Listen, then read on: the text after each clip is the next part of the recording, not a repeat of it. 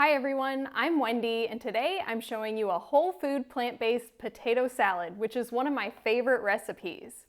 Of course, it starts with potatoes. I'm using yellow potatoes, but red potatoes would work as well.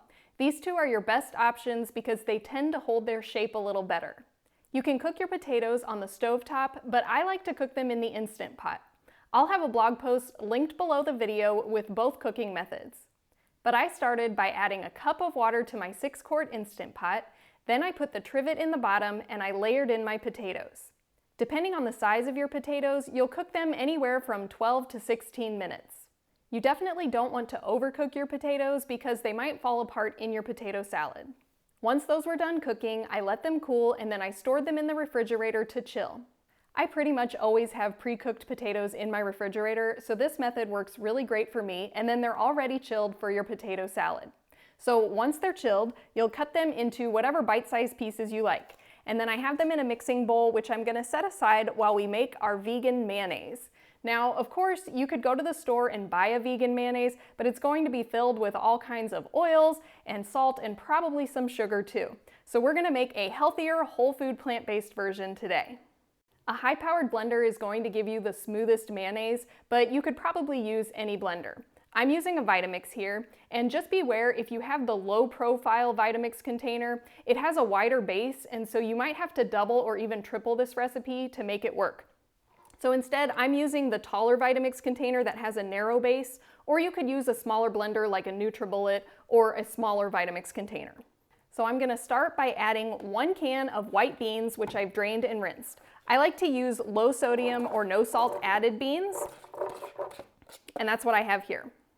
Next, I'm adding 2 tablespoons of lemon juice. Of course, you could use fresh lemon juice, but I'm taking the shortcut today, and I'm just using store-bought pure lemon juice.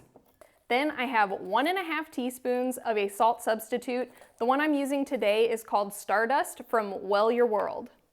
Next up is 2 teaspoons of yellow mustard and 1 teaspoon of date syrup. And then this is totally optional. I have a small handful of cashews that I soaked and then I drained the water. If you don't want to use the cashews, you could substitute about 1/4 cup more of the white beans.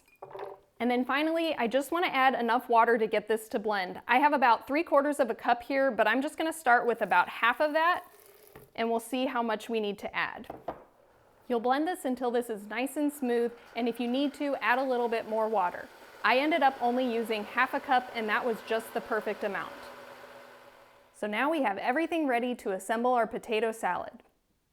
I'm showing you how I like to make my potato salad, but you can adjust the amounts to suit your own taste preferences. And it'll also depend on how many potatoes you're using.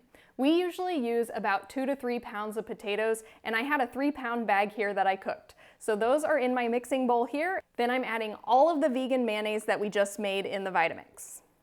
Then I have about ½ cup each of finely chopped celery, red onion, and pickles. If you're on a low sodium or salt-free diet, you can leave the pickles out, or if you have a low sodium version that you can find in the store or that you make at home, use those. But if you need to omit them, the recipe will still taste great. Then I have my seasonings: 1 teaspoon of celery seed, 2 teaspoons of parsley, 2 teaspoons of chives, 2 teaspoons of dill, and 1 teaspoon of tarragon. Next, I have a teaspoon of stone ground mustard. We actually prefer to use Dijon mustard, but today I'm using a salt-free stone ground mustard. And finally, I have a teaspoon of apple cider vinegar. If you don't have any vinegar, you could use some more lemon juice.